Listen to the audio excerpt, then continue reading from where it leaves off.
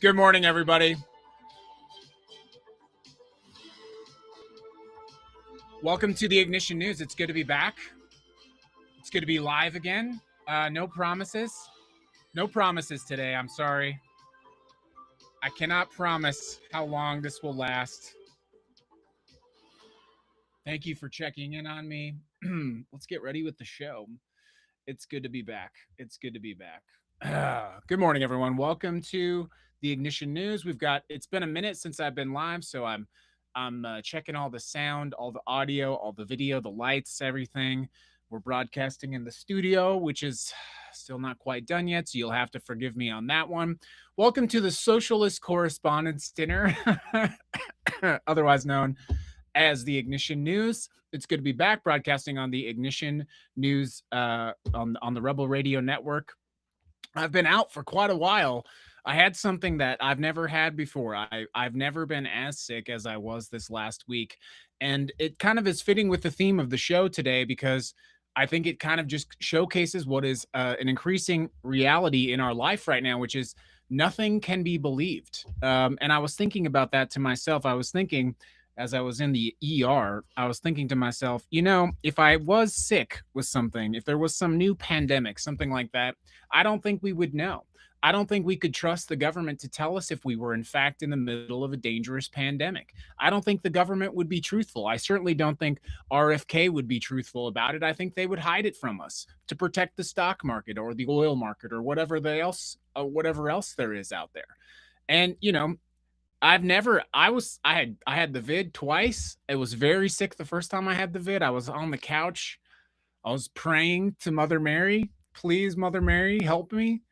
And this was considerably worse. Whatever I had and still have, if you can't tell, was considerably worse than this. And I talked at length last week about the American healthcare system. And then, of course, we have the events of this weekend. So let me get into the show. Welcome, everyone, to the Ignition News.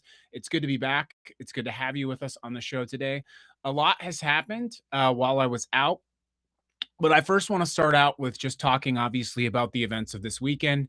And where I want to start out talking about the events of this weekend is I want to start with 22 minutes versus 4.3 seconds. And that 22 minutes is how long it takes me, if I'm lucky, if nothing else goes wrong. It will take me 22 minutes, if I'm absolutely booking it, to get to my son's school.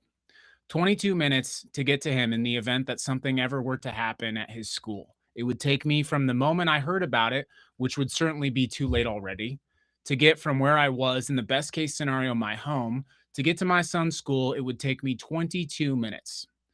All of those 22 minutes, I would be clenching the steering wheel, my fingernails pressing into the leather, the fake leather of the steering wheel, as I certainly sped towards trying to get to him as soon as I possibly could. 22 minutes is what it might take me to get to my son if something like what happened this weekend were to happen to him at his school. 22 minutes. This person at this event, this correspondence dinner, was stopped in 4.3 seconds. And you will forgive me for reflecting on the great difference of the massive security force, the massive presence of security, and how shocked these people were, largely these media elites, how shocked they were to see what we all worry about every single day in our homes, in our communities, but especially our children, who worry every day that gun violence will wreak havoc on them. And unfortunately, it is so traumatic, it is so violent, and it is so common that we as parents, and especially and most tragically, we as students, or they as students, simply have to kind of put it in the back of their mind that the brutal reality of this kind of school shooting violence is happening every day. And it is so unsettling, it is so horrific, and it is so terrible that we have to kind of shove it down at the back part of our head and pretend that it might not happen here today. But the reality, of course, is it does happen almost every day in the United States of America. And indeed, gun violence happens every single day in the United States of America. And there's two things that I would first say about that. Number one, being a journalist used to be a working class profession. Being a reporter used to be something that you came up in the trades. It was literally a trade. You worked, you apprenticed, and you became a journalist. This is why journalism in America, by the way, held the powerful people accountable. because the earliest journalists amongst us actually came from the working class. Some of them literally came from the fields, came into the town to report about things like grain prices. And then they put it on little things one at a time, the printing press, and they printed it on paper, and then they distributed the truth, the news of the day, the truth of their communities. Working class people. People in journalism used to come from the working class. They used to literally come from the shops, the streets, the fields. But journalism in America now is simply, I mean, not just follow me, I'll get there. Journalism in America now is really a bastion for the champagne socialists, for the extremely educated, for the wealthy and well connected. It is much easier to get a job if your daddy has a trust fund than it is if you are just graduating high school, as an example. And what has happened as a result of this is they have sheltered themselves in an increasingly smaller bubble of the elite, as I said, the champagne socialist class, the trust fund babies, the extremely well educated who have come into their opportunity because of their connections, most importantly their family, most importantly ease of access, while we all struggle. And so you will forgive me for reflecting on this weekend and the vast difference between what you all experience, what we all experience, the fear that I have dropping my son off at school, and this media who chose to dine with the president who has been attacking the First Amendment. But that is the point, isn't it? That is the point after all. The people at the White House Correspondents' Dinner are not concerned about the First Amendment because they're not interested in reporting the truth. They're simply interested in being called a journalist. They are simply interested in the title of correspondent. They are simply interested in the title of reporter, the title, the byline in the New York Times, the byline in the Washington Post, the byline at Vox. They're not interested in take it back to what I talked about. Why did the journalist come from the fields to report about what is the grain price in Cooperstown versus what is the grain price in Hannaford? Well, the reality was they reported on this because a farmer in the field would know, if I'm being paid 13 cents per bushel more to drive 15 miles down the road, I'm going to drive 15 miles down the road. Do you see why the journalist was an advocate of the working class, reporting on labor strikes in New York City, reporting on working class conditions in factories? Because they came from the factory. Labor abuses, sexual abuses, crimes. And not every reporter is bad. That's not what I'm saying, obviously. But the American media has fundamentally lost its way. We have lost the plot.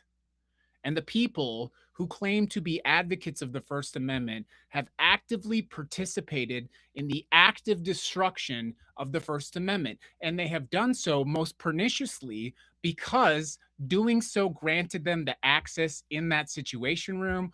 I'm sorry, in that Correspondents' Dinner room, or in the White House press room, or in the Pentagon, or whatever that was. The American media in the last decade especially, but certainly in the last 30 years, has capitulated to the decline of this democracy, has capitulated to the rise of the billionaire class, and most perniciously has capitulated to the collapse of any normal democracy. And what has been laid bare for us now, of course, is the system of capitalism, the system of constant growth and demands, which is destroying and attacking everyone except the very few. And to say it is the 1% is being generous. It is an increasingly small group of people. Think of it. There are 350 million people in America, approximately, and someone can correct me on that number. There were about 1,000 people at the White House Correspondents' Dinner. The impossibly small glimmers of like connectivity, the threads. It's wild to me. And to bring it all back, I'm sorry, my voice is not quite fully recovered. You'll have to forgive me. To bring it all back to where we started and how we all got to this place. I see conversations about the validity of what happened. I see conversations about this weekend, questioning the events of the weekend. And what I will say is a couple of things. Number one, if we lived in a country that was free, where we had the right to free expression, where we had the right to ask questions of our government, where we were not controlled by billionaires, where we were not controlled by a captured government, then we would be able to say and ask the question and at least hold space to say, number one, can we allow ourselves to fully understand what happened before we buy the story of the Justice Department, which is headed by the lawyer of the President of the United States who represented in a criminal trial? Can we at least wait to hear all sides of the story? But of course, we can't. That is the baseline. Number two, if we lived in a free country, we would be able to say, something about this doesn't feel right to me. Something about this feels wrong to me. I may be incorrect in my feeling, but right now, my feeling, my opinion is something doesn't add up. Something doesn't feel right about this to me. But of course, we can't, because the same media that I just spoke to you about, the same elite percent, the same small percentage, those people castigate you, they criticize you, they say that you're crazy. Those same people 200 years ago would have said that it was unfair to the grain bin for the reporter to be talking about how wheat was 13 cents more per bushel 15 miles down the road.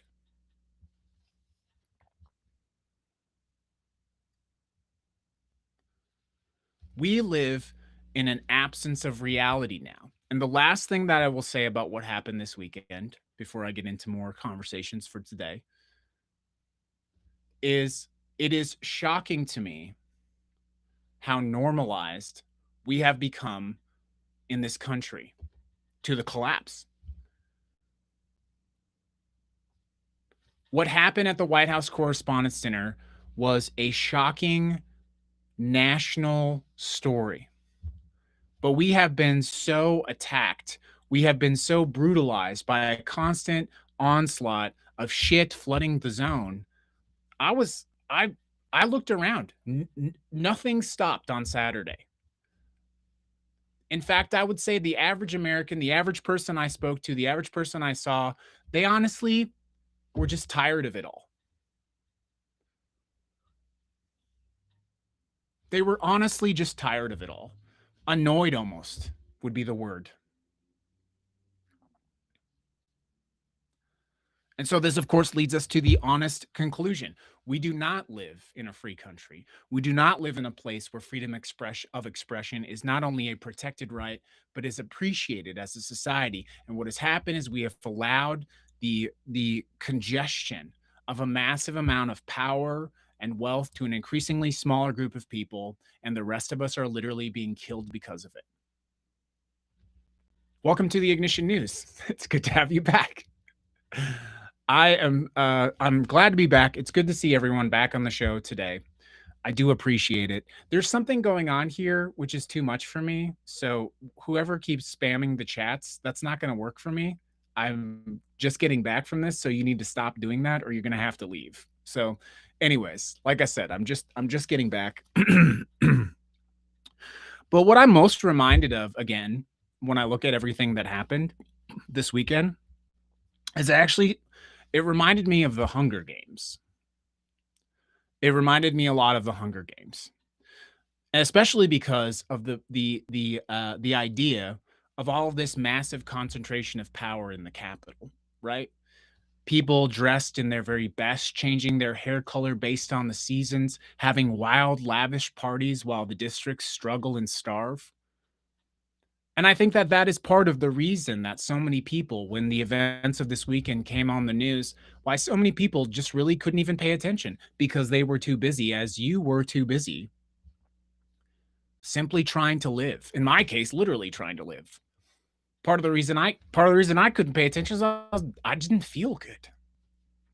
I think a lot of Americans feel similarly. I have just a couple of stories today to tell you about. I do want to ask you, if this is the first time watching the show, to please subscribe to us on your favorite podcast platform, Substack or Spotify or Apple Podcasts. I have not yet disconnected the show from YouTube, but I do need to do that eventually because it's kind of just a hassle. YouTube's been very unfriendly to the platform. The Hunger Games was published in 2008. It became a global phenomenon because it really highlighted something that I don't think a lot of us really understood at the time. In the real capital, in Washington, D.C., the median household income in America is over $100,000 a year. You have lobbyists taking senators to dinner restaurants where the tasting menu runs, quote, $300 a head. That was a menu I found. Defense contractors throwing parties, big pharmas throwing parties.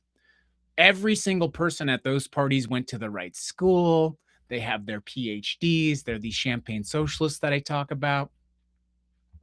Meanwhile, back in the districts, the rest of us, 40% of us cannot afford a $400 health emergency. 1 in 8 of us in this country goes to bed hungry every single night. We have the most expensive healthcare system on earth and the worst outcomes of that healthcare system in the world. Trust me, I experienced that brutally.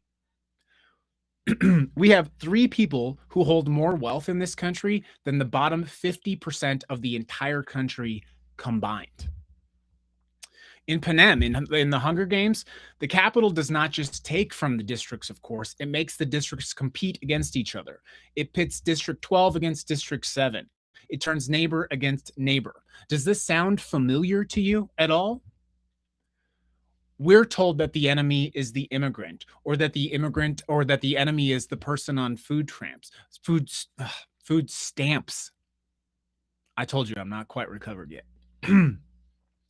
We're told that the enemy is the trans individual, pitting us against each other, against each other, against each other. And I want to be very clear. I know I'm often like, I'm a bit of an agitator sometimes. I know I can be a bit abrasive if we've not met before. That's more of the autism than me not liking you. But I'm trying. I'm really trying. I probably should have taken another day off. We are not the enemies. Your neighbor is not your enemy. The person down the street driving the truck with the American flag, I know they're a bit obtuse, but they're not your enemy.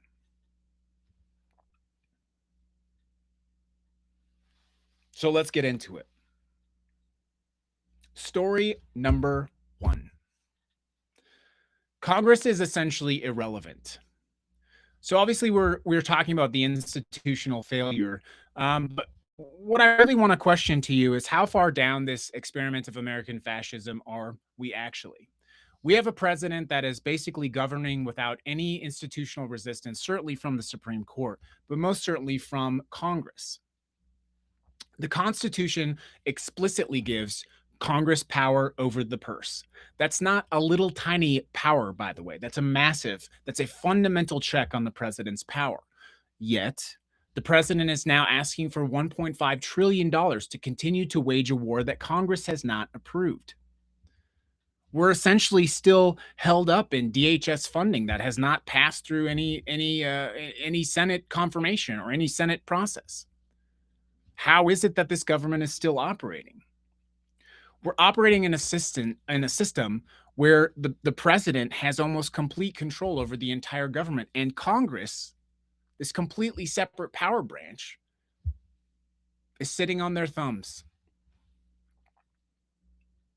We started, obviously, the show talking about the Hunger Games, talking about this thing that happened at the White House Correspondents' Dinner.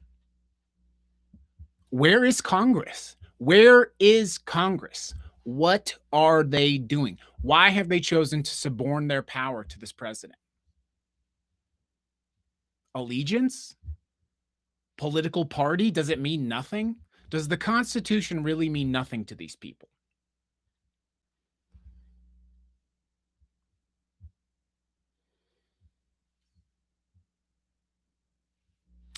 Why do I say this? It's not because of partisan lines, by the way. Let me tell you why. The reason I say this is that after everything that we've just heard, after everything that we just discussed, Hakeem Jeffries has decided prior to the midterms, prior to any of this business happening, to go on record and say that, quote, impeachment is not a priority of the Democratic Congress. Hakeem Jeffries directly says this, by the way. Impeachment is not a top priority.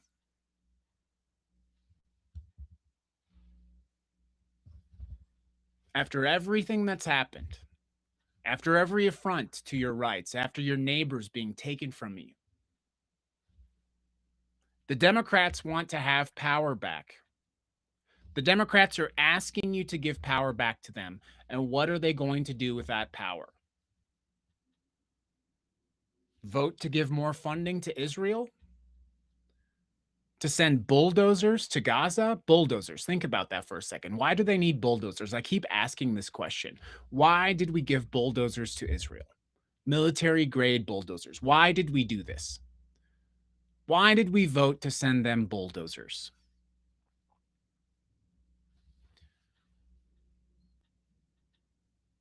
You can say what you want about impeachment, but if there have ever been impeachable offenses ever in history, certainly there have been impeachable offenses in this first year. Even a Democratic Congress is proving my point, which is that Congress has suborned its power. And then I ask you the most chilling question of all. If Congress no longer has power, are we actually a democracy? Are we actually a constitutional republic? What is actually happening? Or perhaps do we need to start acknowledging that we have in fact turned into a Christian nationalist fascist dictatorship?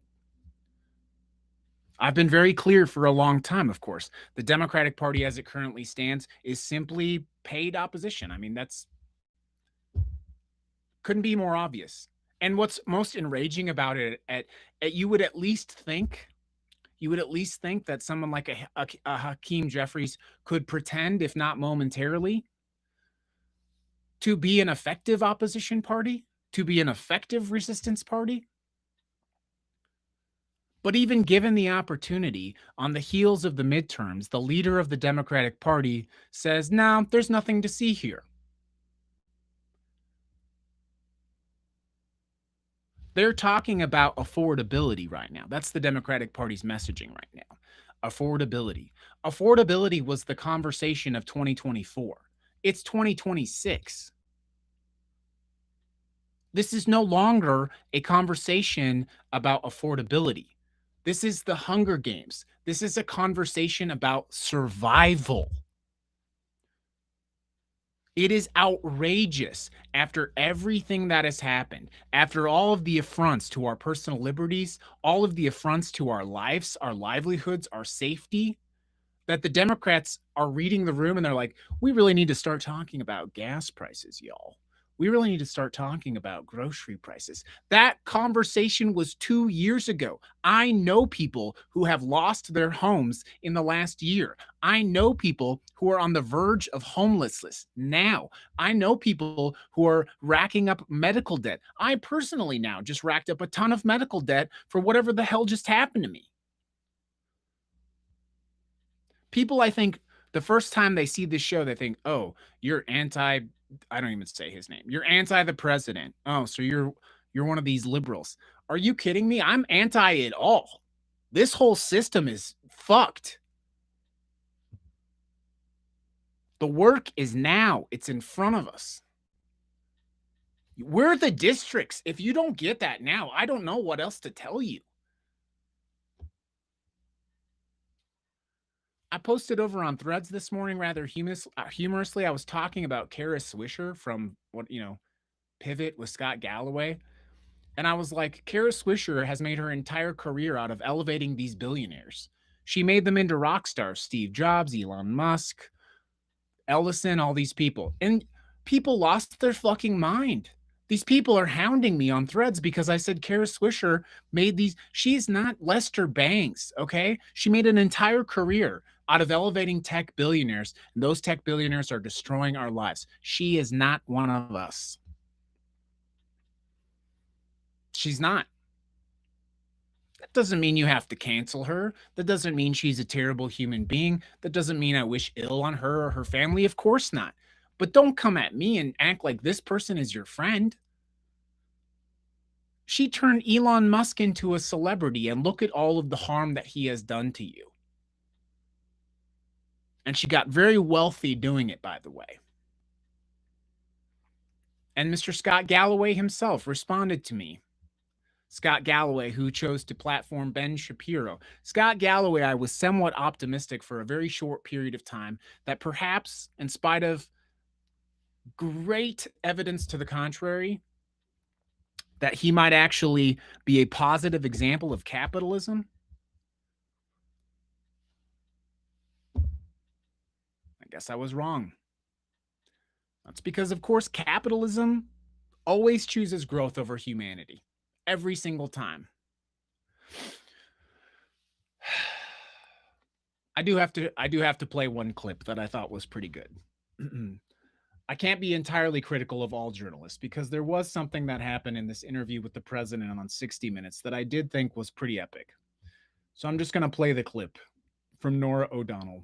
Here we go.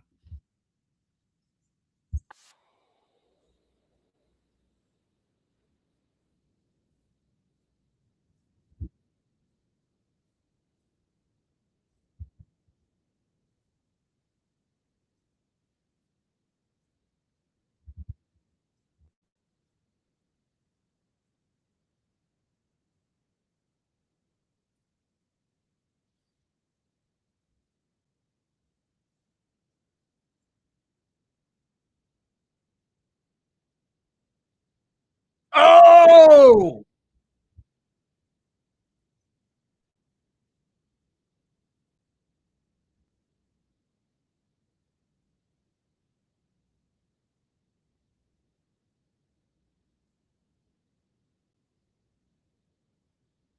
That was that was admittedly high quality journalism right there. Way too that was actually an excellent putting someone into the corner and yeah, I don't know. My point being not every journalist is a coward. That was Norah O'Donnell by the I actually think Norah O'Donnell's had a pretty good track record, but I just thought that was an incredible example of actual journalism.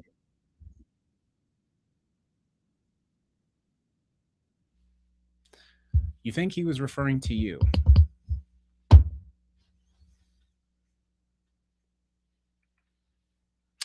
It's good to be back, everybody. That's really it. This was more of like, if you what do they say? You never forget how to ride a bike. So today was just getting back into it. If I'm being really honest with you, I'm feeling very lightheaded doing the show today. I don't know if it's the lights. I'm just not totally recovered, to be super honest with you. And you could probably tell by the coughing and the voice. What I would close it out with is quite simple.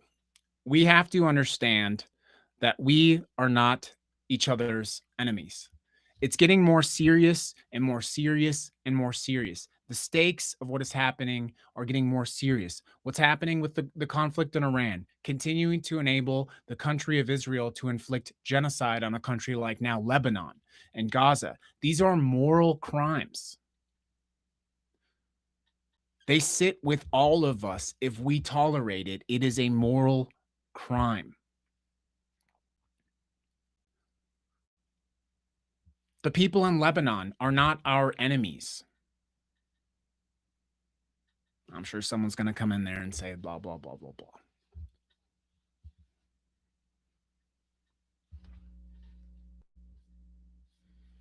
We are much closer to having everything taken away from us than many of you understand. AI, advanced automation with robotics, it's coming very quickly.